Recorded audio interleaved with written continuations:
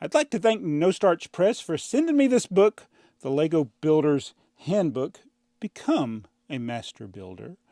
This book by Deepak Shenoy is a really good read.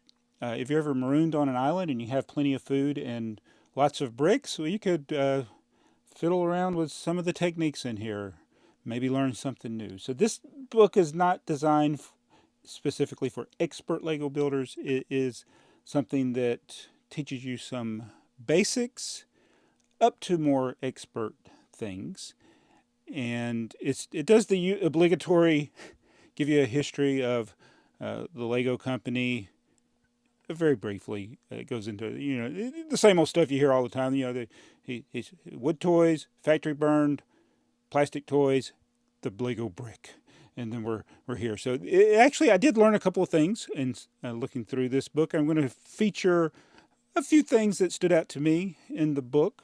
But again, thanks to No Starch, they provided this to me. I am not paid for this, but I did receive this book for free. It has a $24.99 retail price here in the United States. And this is a hardback.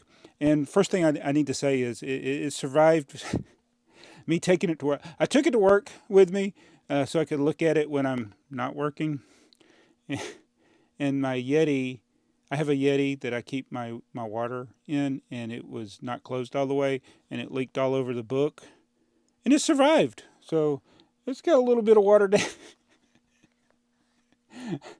So, I'm glad it's hardcover. So this is not going to be a page-by-page look at the book, but I just want to point out a few things that stood out to me. Again, it does go into the Lego history. Oh, it acknowledges people that helped him. I mean, he got a lot of input from a lot of people, whether it's in the Lego community or the bookmaking community. Joe Mino, in particular, who wrote the foreword, the guy that's behind the Brick Journal magazine. But yeah, it's nice acknowledgments there. And then see a brief history of Lego. So that seems to be in a lot of books these days. Oh, here's one thing. Let's see if I can find it. The proper use of the brick separator to take tiles off. But so we're just going to highlight a handful of the pages that stood out to me, and these are types of things that can help you in planning Lego builds, maybe learn something you didn't know, or expound on things you already knew. But one thing is the dimensions of the bricks. You know the Lego group has put a lot of thought in this, and that's why you get those amazing connections. You're like, oh, how did they think of this? Like, if it's round and has a hole in it, there's probably something that'll go in that hole. That sounded bad. If there's a particular dimension, sideways, angular, there's so many things. And one of the things that stood out to me when they're looking at the thicknesses, they got it in millimeters. And millimeters is a good way to look at it because you see these dimensions better because there's a lot of 0.8s in multiples of 8, like 0.32, 0.96, and that just goes to the geometry of the Lego brick and how you can get things to fit by combining different bricks in a variety of ways. So I thought that he does a lot of this in the book, going into the geometry of the bricks. So since I got my book wet when I was going to work, I don't feel bad. I usually don't like to dog ear my corners, but so this came in handy. I've been working on the upscaled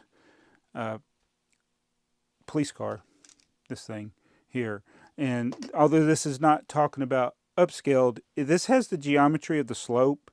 And so one of the things I've got to do is this 45-degree slope. I got to make a 6 times the size build. Oh, and he actually even talks about that in here.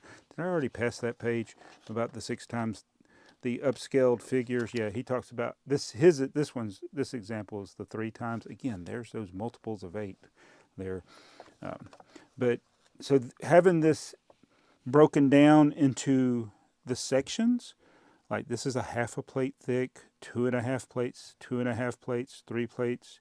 Like now, when I'm planning it, I can think more about the geometry and the part selection to make the 6 times the size 45-degree slope for my police car.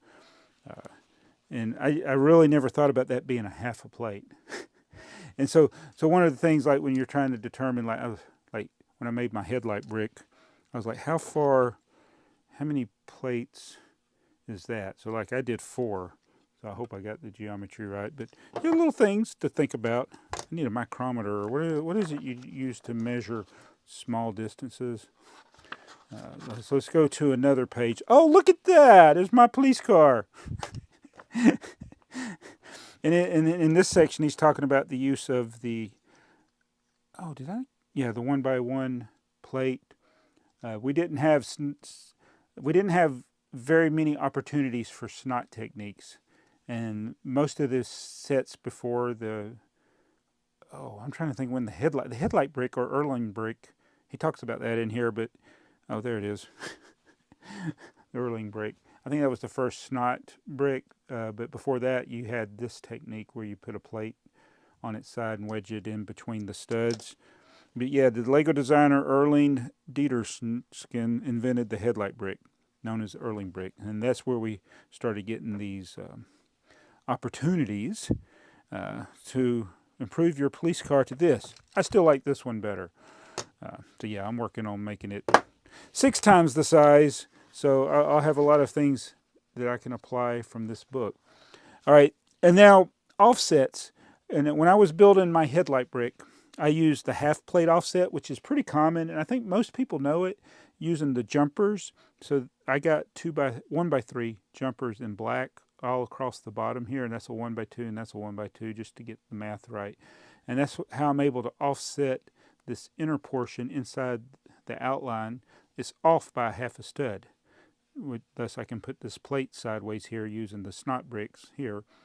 And then I have to get back to the top, I have to offset it again. So again, I use those jumpers. And so he talks about things like that. But the one that was very interesting to me, I knew about the half of a half offset. He's got the quarter offset. So you're able to get this very tiny difference, and you can make this interesting angle here. It says a sequence with quarter plate offsets on each successive step. So combining these different techniques, again, these are things the book goes into. I should say, and he mentions this in the book, it's not something where it's going to provide you instructions on how to build a particular model. A lot of the books we've looked at, they'll have, in addition to telling you some techniques, they'll have a few things that you can build. It ends up becoming just an instruction book. I think it's better this way. It's kind of an idea book, showing you ways you can use your bricks, but not showing you completed models. You use your own creativity to come up with a model, but this just some principles. Principles. It's principles on good Lego building techniques. And here was one. So we get into the Pythagorean theorem in this. It's really quite simple. A squared plus b squared equals c squared, but it explains why a 3x4 stud connection will allow a 1x5 to connect there. Thank you, Lego, for finally making the 1x5 a few years ago. But yeah, it's a perfect connection with no stress on the plate. So that's simple geometry, which is math. Some people don't like to think of geometry as math, but it's math.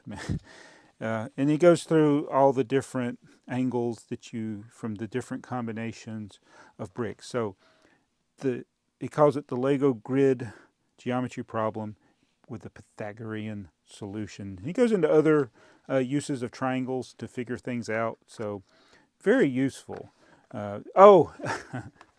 So the corner garage, I only highlighted this page because the Lego designer video for this set features my sig fig in it accidentally. It's so funny. At 124 in the Lego designer video, which Lego marks all their stupid videos as for kids, even though they're not for kids. It's so annoying. So you can't comment it, and it's hard to share. But the Lego designer for the corner garage set 10264, if you watch that, the 124 mark, it's my sig fig. Wasn't supposed to be in there, but they did it. So yeah, he talks about all kinds of different angles. The round shapes, I didn't spend a lot of time on the round shapes.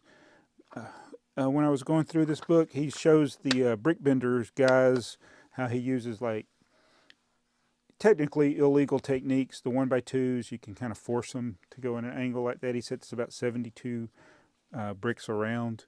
And then other techniques for making round objects. Round is very challenging in Lego, but he goes through a bunch of different ways of doing that. And then we get into the mosaic section, which is interesting. So if you ever seen those mosaics at the Lego conventions where people do this, where it looks this way and another way, depending on if you're looking at that side or that side, it explains how that's done with cheese slopes.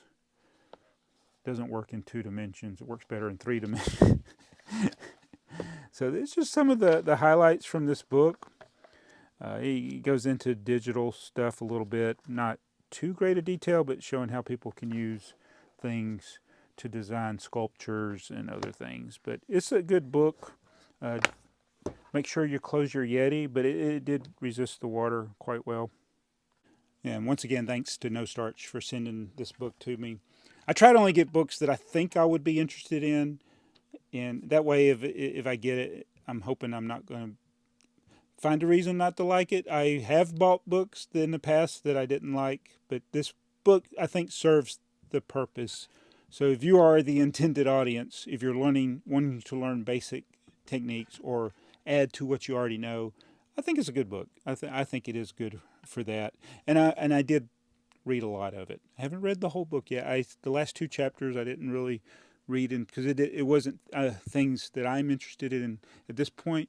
But that's why it's a good book. It's got different techniques for different people. I'm not going to be making any sculptures anytime soon, but I was like, it's interesting that I had started my 6 times the size police car build, and it actually has things to help me think about the planning of some of the parts that I got to make for that by using math. Yeah, math's hard. And keeping the lid on your Yeti's hard. Yeah, I wouldn't recommend spilling your drink on the book, but it's a true story. I did spill it was water on my book. All the way to work. But yeah, check it out. If there's an affiliate link to Amazon, I do get something a little bit from that. But other than that, I was not paid for this. I was paid in book, though, technically. Yeah, I got this from No Starch. Thank you. I'll see you in the next video. And I'll be in a different shirt. Did you catch the reference? I did make a reference to the shirt indirectly. See you guys.